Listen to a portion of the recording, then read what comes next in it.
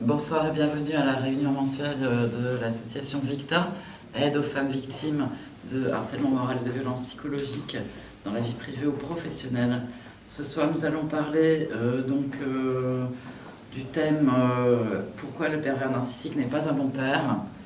Et effectivement, à la demande de beaucoup de femmes, j'ai remis ce thème aujourd'hui parce qu'on n'avait pas fait de vidéo là-dessus, alors qu'on avait déjà parlé. Donc j'ai fait quelque chose d'assez structuré. J'espère que ça va vous intéresser. Donc nous sommes le 20 novembre 2019 et aujourd'hui donc le rapport sur la France par le Conseil de l'Europe vient de sortir et ça a été reconnu donc effectivement l'emprise à travers le harcèlement moral après la séparation existe. Donc la France n'arrive pas du tout en fait à gérer ce genre de problème. Et nous espérons donc pouvoir remédier à ces situations à travers le colloque que nous organisons le 25 janvier, Grenelle alternative des violences conjugales. Voilà, donc alors reprenons sur le thème, qui est donc d'abord le pervers narcissique. Avant de commencer, tout on parle de ça maintenant, c'est la mode et tout. Bon, moi ça fait des années que je travaille avec les victimes sur ce thème. Donc, attendez, on a quelqu'un qui arrive. Non, qui n'arrive pas. Si, qui arrive. Bienvenue, entrez. Voilà. Bonsoir, on a commencé à filmer, asseyez-vous. Sans bruit, s'il vous plaît. Bienvenue. Merci. Alors d'abord, rappelons qui est le pervers narcissique. D'accord. D'abord, c'est quelqu'un qui est une coquille vide, qui est vide à l'intérieur, qui se nourrit de la souffrance qu'il inflige aux autres. Il n'a pas d'empathie, pas d'émotion, pas de sentiment. Il instrumentalise les autres. Qui lui servent en fait d'instruments, il les voit comme des objets, on n'est pas des sujets.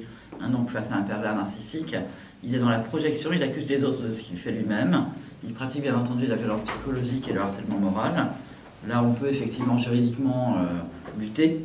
Il a évidemment des comportements transgressifs, tout lui est dû, il a toujours raison, il ne se remet jamais en question, il est impuni, il arrive toujours à se débrouiller pour ne pas se faire prendre. Alors parfois quand même, quand il est toujours dans l'impunité, il arrive à faire des erreurs. Voilà, nous on travaille sur ça. Il va trop loin, parce que comme il se croit tout permis, il ne respecte pas les règles de vie en société, ni les règles morales, ni même les règles légales. Donc il y a un moment où il va faire une erreur et aller trop loin. Voilà, et c'est là qu'on peut arriver effectivement à aider les femmes victimes et arriver à le coincer sur le plan légal. Alors bon, c'est quelqu'un qui est effectivement menteur, hypocrite, dominant, qui veut assurer effectivement l'emprise et la domination. En tout cas dans le couple, mais il va aussi harceler au travail, je l'ai déjà dit dans d'autres vidéos. Donc alors pour le vaincre, d'abord il faut sortir de l'emprise, et surtout il faut mettre tout par écrit, bien entendu, pour avoir des preuves. Donc alors parmi les thèmes, donc on a déjà vu, petite révision, donc c'est le masque, donc il met un masque, on en a parlé au début avant de commencer la vidéo, donc puisque ici nous sommes donc dans une salle où il y a un certain nombre de victimes. Donc effectivement, le masque, c'est Monsieur Parfait, le gentil papa, etc. Il est merveilleux. D'ailleurs, s'il n'était pas quand même charmant au début, vous ne l'auriez pas épousé, mesdames. Voilà, donc le problème, c'est qu'après, quand il démasque son vrai visage, c'est un véritable cauchemar, c'est un véritable enfer qu'il fait vivre, à la femme et aux enfants. Et bien entendu, quand on veut le quitter, là, il va se venger. Et il va effectivement se venger en particulier donc, sur les enfants. Et par rapport donc, aux procédures soit de divorce, soit de conflit sur la garde, enfin on dit conflit, mais c'est pas conflit, c'est violence sur la garde des enfants, donc il va effectivement se faire passer pour le père merveilleux, etc. Bon. Donc c'est pour ça que j'ai choisi ce thème en fait de manière un peu provocatrice et de dire pourquoi le pervers narcissique n'est pas un bon père, parce que effectivement à longueur de procédure, puisque j'aide les victimes dans les procédures, je ne suis pas avocat, je suis coach juridique. Donc on voit ça, j'aime mon enfant, etc. Là, la semaine dernière, il y en a même un, devant le juge aux affaires familiales, il a commencé à pleurer, qu'il aimait son enfant et tout, il a tapé madame, il n'a pas donné un centime de pension alimentaire, mais il aime tellement son enfant, il pleure. Voilà, donc on peut arriver jusque-là, effectivement, au niveau de la comédie du masque. Donc voilà, quelques raisons pour lesquelles, en fait, en réalité, malgré la comédie qu'il fait au juge, il n'est pas un bon père, cet homme-là, alors on peut dire un pervers narcissique ou un simple manipulateur. Mais l'idée, c'est effectivement comment prouver ça devant les tribunaux pour que le conjoint violent, manipulateur, dominateur n'ait pas la garde des enfants, puisque c'est quand même ça la chose la plus grave. D'accord, donc, alors première raison, il n'est pas un bon père parce que c'est un manipulateur, il enseigne la manipulation à ses enfants. Donc il ne leur transmet pas les valeurs morales, il enseigne par exemple à mentir. C'est tout simple, hein, voilà. Allez, ça c'est des choses qu'on peut, si on arrive à le prouver, d'accord, qu'on peut dire au juge. Hein, c'est pas la peine d'aller chercher des trucs psychanalytiques très compliqués, ça peut rester de manière très simple. Alors deuxièmement, parce qu'il fait vivre les enfants sous terreur par la menace, le chantage, la violence physique parfois, là encore on peut éventuellement le prouver. Il fait aussi les enfants des témoins de la violence physique ou psychologique dans le couple. Hein, donc, en particulier, donc, il y a beaucoup de femmes qui m'ont raconté des tentatives d'étranglement. Je ne sais pas pourquoi les manipulateurs donc, étranglent souvent leurs femmes. Mais enfin, essayent en tout cas, parce que je pense qu'ils arrêtent avant. Hein, c'est vraiment pour la terroriser. Donc, bon, alors un enfant témoin, il faut le savoir, donc, est victime hein, sur le Conseil de l'Europe, hein, qui vient de sortir donc, le rapport sur la France et sur la Convention d'Istanbul. Donc je renvoie tout le monde sur le site victa-asso.com, rubrique mécanismes, et dans les mécanismes, donc conséquences sur les enfants, avec effectivement de nombreux psychologues et pédopsychiatres qui parlent des traumatismes hein, sur les enfants qui sont témoins de violences psychologiques ou de violences physiques donc sur la mère. Alors quatrième raison, pourquoi le pervers narcissique n'est pas un bon père, parce qu'il est la plupart du temps aussi un pervers sexuel, qui aime pratiquer l'inceste par des droits de visite et d'hébergement des enfants après la rupture du couple, et ceci pour 3 raisons. Faire souffrir la mère par procuration, assouvir sa perversité sexuelle et faire perdre la garde des enfants à la mère, parce que si elle l'accuse, quand l'enfant va révéler effectivement voilà ce qui s'est passé chez son père, etc., donc la mère sera traitée d'affabulatrice et accusée d'aliénation parentale hein, par la justice, puisque 90% donc, des plaintes pour violences sexuelles sur mineurs sont actuellement classées sans suite. Hein, donc là, il y a d'énormes problèmes et beaucoup de travail à faire. Et j'alerte encore une fois donc, les pouvoirs publics de la France hein, pour que ce problème soit réglé et que, disons, au niveau juridique, on trouve des solutions, puisque les plaintes donc, sont classées sans suite, il n'y a aucune preuve, donc monsieur est présumé innocent, et du coup il récupère la garde en se faisant passer pour la victime. Donc c'est des choses très graves. D'accord. Donc,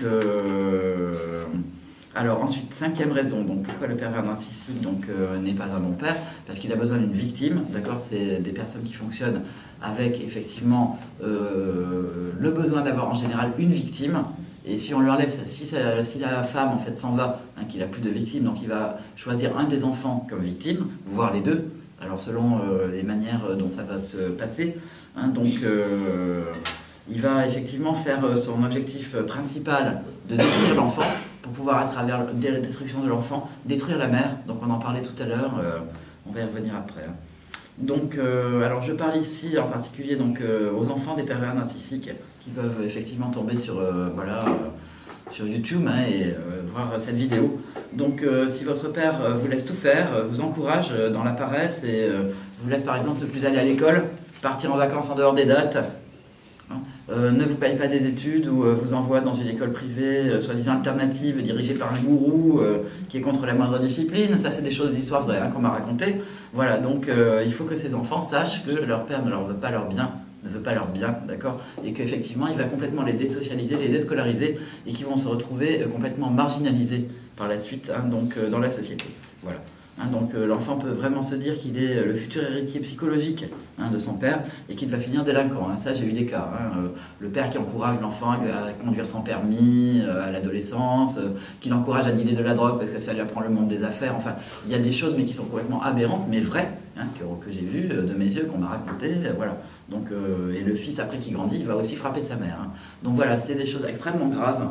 Donc, comment dirais-je quand le père a récupéré la garde des enfants, parce que souvent ça arrive, hein, donc, parce qu'il a réussi à faire toute la comédie, etc., est-ce qu'il est vraiment trop tard pour pouvoir donc, reprendre la garde au niveau donc, de la mère, hein, qu'elle puisse reprendre elle-même la garde au niveau judiciaire? Donc ça, c'est le combat que je mène avec beaucoup de mamans actuellement. Et c'est vraiment très difficile, d'accord.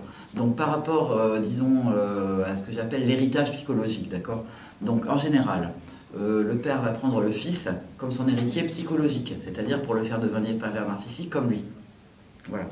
Mais il va prendre la fille pour la faire devenir la future victime. Comme ça, elle aura après, donc elle va se marier ou avoir des relations toxiques avec les hommes. D'accord. En général, c'est ça. Mais quand il n'y a qu'un seul enfant, parce que j'ai vu ça aussi, hein, et que par exemple l'enfant est une fille, donc l'héritier du pervers narcissique va être la fille, puisqu'il n'y a qu'une fille, il n'y a qu'un seul enfant. D'accord.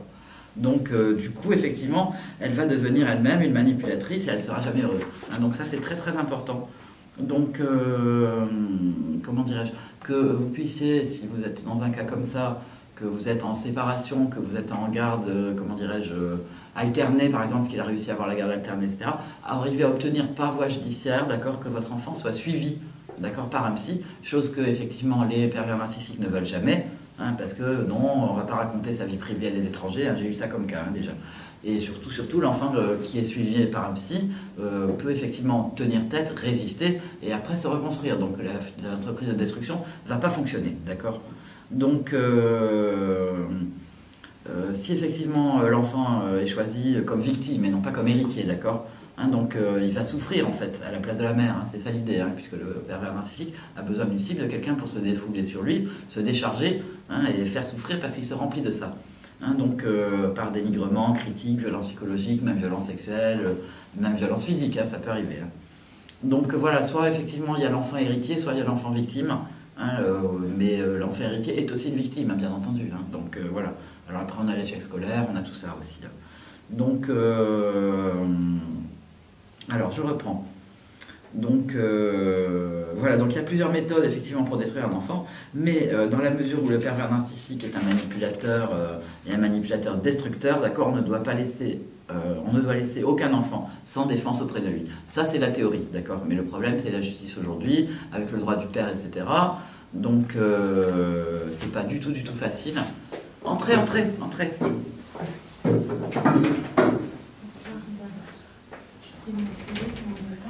Voilà, entrez, je vous bienvenue, asseyez-vous. Voilà, d'accord. Donc, voilà, donc c'est pas du tout facile, effectivement, de mettre à distance, d'accord, le manipulateur, le pervers narcissique, donc au niveau du couple, quand on se sépare de lui, mais il y a des possibilités, et le secret, c'est de le faire dès la première audience. Donc, si vous êtes avec un pervers narcissique, vraiment, contactez des spécialistes, faites-vous entourer par des experts, notamment du droit, d'accord. Venez nous voir à l'association aussi. Hein. Donc, parce qu'après, quand le dossier, ce qu'on appelle en langage judiciaire, en jargon d'avocat, enlisé, c'est souvent trop tard parce qu'il y a un jugement qui va être repris par les jugements suivants, etc. Donc, c'est très difficile, hein, de remonter la pente. C'est pas impossible, hein, mais c'est difficile, d'accord. Donc, alors, je continue ce que j'avais préparé. Alors, voilà, donc effectivement, comme il faut devant la justice, hein, respecter l'autorité parentale du père, donc la mère n'a souvent pas le droit, hein, de faire suivre donc, les enfants par un psychologue sans l'accord du père, hein, c'est ça qu'il faut bien comprendre. Voilà.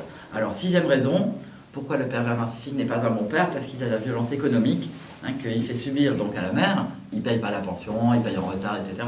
Donc évidemment, donc, ça se répercute sur l'enfant, hein, puisque l'enfant va se retrouver financièrement donc, en difficulté, hein, puisque la mère ne peut pas payer. Donc forcément, comment dirais-je, ça c'est facile à prouver devant les tribunaux. Okay, voilà, hein, comme justement le cas que j'ai raconté tout à l'heure.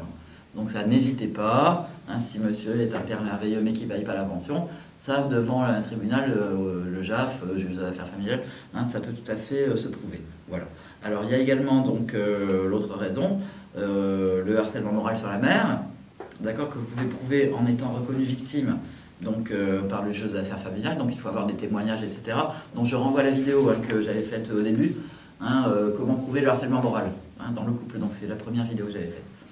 Alors, pour conclure, donc, on va reparler à nouveau des masques. Hein, donc, premièrement, le pervers narcissique va mettre le masque du père merveilleux et parfait devant la justice. Donc, j'aime mes enfants. Hein, et ça, évidemment, il faut prouver, hein, à travers les raisons que je viens de vous donner, pourquoi non, c'est pas vrai qu'il aime ses enfants, que c'est juste de la comédie.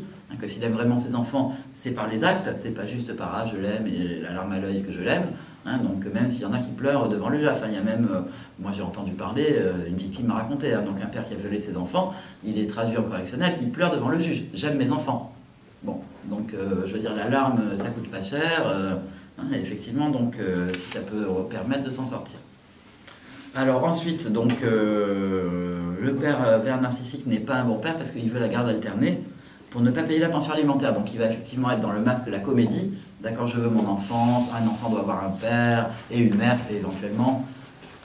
Voilà, encore quelqu'un qui est en retard. Entrez. Sans bruit, on filme. Merci. Voilà, asseyez-vous.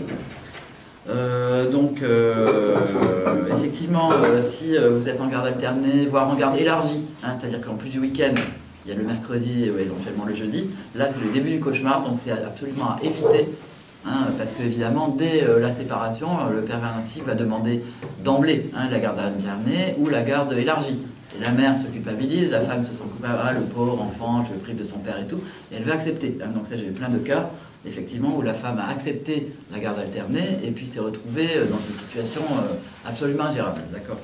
Donc je renvoie aussi sur le site, victa-asso.com, rubrique mécanisme, et sous-rubrique harcèlement après la rupture, tout ce que fait donc le manipulateur comme harcèlement moral donc sur la mère à travers les enfants, excusez-moi. Donc, avec ne pas rendre les vêtements, ne pas donner les médicaments, etc., envoyer à l'école avec la fièvre, enfin, toutes les choses qui sont des histoires vraies qu'effectivement les victimes m'ont racontées. Donc, alors ensuite, il va aussi monter les enfants contre la mère, d'accord, et faire lavage de cerveau, hein, à tel point que là, justement, il y a quelqu'un qui nous raconte tout à l'heure qu'effectivement l'enfant veut aller chez le père, hein, donc souvent en achetant l'affection des enfants, hein, les cadeaux, ou alors il fait ce qu'il veut, il n'y a pas de règles, voilà. Hein. C'est aussi comme ça, donc c'est pour ça que le suivi psy doit être fait vraiment depuis le début. Alors après, effectivement, quand c'est très très enlisé, là, il faut, bon, je donne pas, il n'y a pas de méthode, encore une fois. Hein. Bon.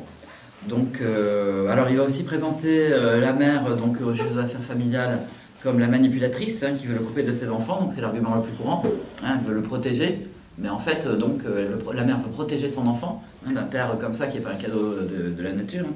Mais lui, évidemment, il va se présenter comme victime en disant « elle veut me couper de mes enfants, etc. Elle veut effacer le père, enfin voilà. » Donc ça, c'est toutes les choses que nous, on voudrait faire changer à Victa au niveau de la justice en France, avec la formation des magistrats, hein, qui est effectivement demandée par le Conseil de l'Europe dans le rapport qui est paru hier, parce que toutes ces théories fallacieuses et complètement fumeuses et totalement bidons, d'accord, c'est vraiment très très toxique pour les enfants, pensant à la génération future. Hein, que effectivement, donc, c'est pas priver un enfant de son père, c'est protéger un enfant de quelqu'un de toxique. Et c'est, je pense, le devoir de la France de le faire. Voilà.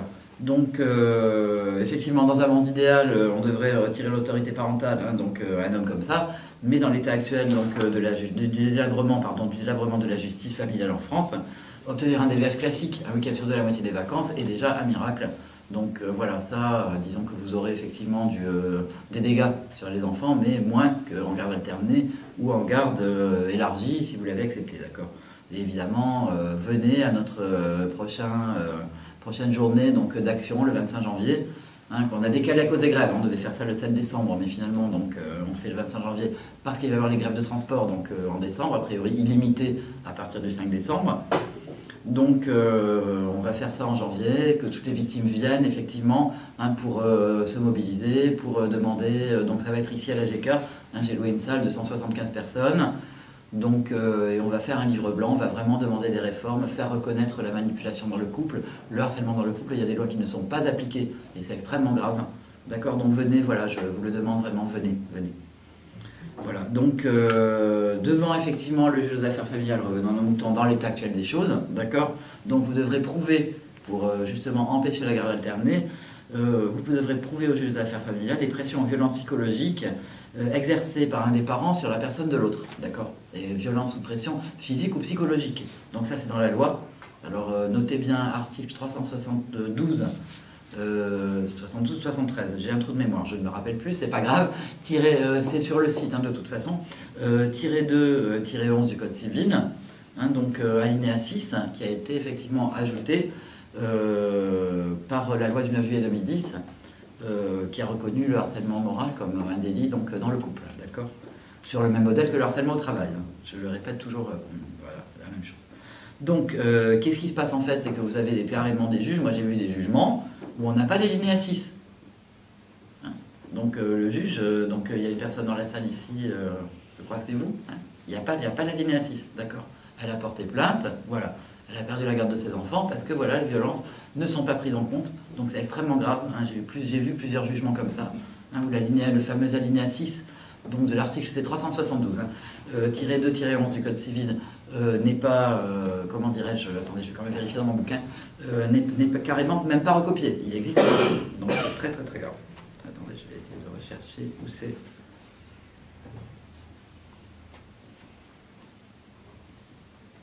Ah non, 373. Article 373-2-11 du Code civil, d'accord? Donc, lorsqu'il se prononce sur les modalités d'exercice de l'autorité parentale, le juge prend notamment en considération 1. La pratique que les parents avaient pu antérieurement suivre ou les accords qu'ils avaient pu antérieurement conclure. D'accord, donc il ne faut pas se laisser effectivement harceler et accepter tout par la pression, parce qu'après, évidemment, le manipulateur devant le juge va dire « Ah ben voilà, elle a accepté ça, donc on continue », il va entériner, donc faites très attention. Deuxièmement, les sentiments exprimés par l'enfant mineur, donc c'est les auditions des enfants. Troisièmement, donc l'aptitude de chacun des parents à assumer ses devoirs et respecter les droits de l'autre. C'est sur ça que le manipulateur va jouer. Elle veut me couper de mes enfants, elle ne respecte pas mes droits. Donc faites très attention à ça. Donc vous avez tout à fait le droit, sans dénier ceux de l'autre parent, de protéger vos enfants. Donc le résultat des expertises, donc c'est les expertises psy, où il faut faire très attention. Je renvoie à la vidéo qu'on a faite avec maître Philippe Autrive, qui n'est pas là malheureusement ce soir, sur expertise psychologique et enquête sociale, pour ne pas se faire avoir. Comment il faut s'y prendre. On va demander aussi bien entendu la formation des experts, qui est d'ailleurs demandée par le Conseil de l'Europe. Et ensuite expertise et enquête sociale. Et sixièmement, donc les pressions ou violences à caractère physique ou psychologique exercées par l'un des parents sur la personne de l'autre. Voilà, d'accord. Donc si vous arrivez à prouver ça, donc voilà, je refais la pub de mon livre, Vademecum et guide de défense pour s'en sortir face à un pervers narcissique, que ce soit dans le couple ou au travail. Donc voilà, si effectivement vous arrivez à prouver ces critères-là, on peut travailler sur ça au niveau de l'argumentaire de l'avocat, et monter le dossier de cette façon-là avec des témoignages, comme quoi vous avez vraiment subi des violences psychologiques, des violences physiques, etc. Évidemment, il faut porter plainte, et qu'effectivement vous arrivez à ne pas laisser ce père merveilleux mettre le grappin sur vos enfants. Voilà, c'est ça l'idée. Bon. Alors, donc, vous avez vu les différents critères. Le traumatisme psychologique, donc des enfants témoins de la violence conjugale, d'accord. Les violences économiques sur la mère, qui a des répercussions sur les enfants. L'enfant victime du pervers narcissique, soit effectivement comme future victime qui va faire souffrir par dénigrement, chantage, etc., d'accord. Soit effectivement l'enfant héritier, d'accord, du pervers narcissique, un délinquant au futur pervers narcissique. Donc encore une fois, voilà, il y a toutes ces façons-là de vous défendre en justice, parce que c'est ça quand même l'idée, c'est pas juste de faire de la psychologie, parce que quand on dit ok, c'est un pervers narcissique, oui, comme c'est mal, etc., bon, ben c'est pas comme ça qu'on va s'en sortir, ok, il faut connaître les mécanismes, mais ce qui est important, c'est d'avoir effectivement les arguments pour se défendre, parce que c'est très important, vous avez le droit de vous défendre, votre vie est en jeu, le pervers narcissique veut détruire sa victime et ses enfants, et à travers l'un, il va détruire l'autre, forcément. Donc, et encore une fois, donc je le répète, comme je dis à chaque vidéo, il n'y a pas une méthode miracle qui soit la même pour toutes les situations, comme on voit beaucoup sur YouTube, premièrement, deuxièmement, troisièmement. Bon, c'est pas le cas. Donc, le principe, ok, c'est de montrer ce que fait le pervers narcissique à vos enfants, ou le manipulateur, ou l'homme violent, le conjoint violent, qui n'est pas un bon père. On est bien d'accord, et d'éviter donc le transfert de la garde chez le père manipulateur pour ne pas que l'enfant soit victime pour toujours. Voilà, c'est ça l'idée. Maintenant, si vos enfants ont déjà été emmenés par la justice, donc chez un conjoint violent, il y a beaucoup de travail, je vois quelqu'un qui me regarde avec des grands yeux, voilà, donc on est en train de travailler sur son dossier, on va essayer de récupérer ses enfants. Donc voilà, si vous avez déjà perdu la garde en tant que mère, il faut trouver des éléments qui permettent de la récupérer en faisant une procédure avec un avocat compétent qui connaît les mécanismes et monter un très bon dossier. Voilà, donc faire appel, il y en a pour 2 ans, donc il faut faire des référés avec des éléments nouveaux, montrer des éléments nouveaux, et montrer effectivement qu'il y a des gros problèmes et que l'enfant, c'est pas l'intérêt de l'enfant, d'accord, de rester dans cette situation-là. Voilà. Donc j'espère que la France va effectivement passer les lois sur la perte de l'autorité parentale, que moi je demande, en cas de violence conjugale, y compris psychologique, que les violences psychologiques seront reconnues. Voilà, donc... pour l'instant, voilà, on peut rien dire d'autre. Voilà, monsieur n'est pas un bon père. Alors attendez, je crois que la vidéo est en train de se terminer. Non, d'accord. Donc, bon, bah c'est tout en fait. Voilà, j'ai parlé de ce que j'avais prévu à la fin. J'en ai parlé au début, donc j'ai pas respecté le plan, mais je me suis laissé aller à l'inspiration. Voilà, donc j'ai juste une dernière chose à dire. C'est, mesdames, vous êtes victime d'un homme qui veut vous détruire. Donnez-vous le droit et la permission de vous défendre. Faites-vous ce cadeau. Et faites ce cadeau à vos enfants depuis le début. Et ne soyez pas naïfs, c'est surtout ça. Voilà. Merci de m'avoir écouté.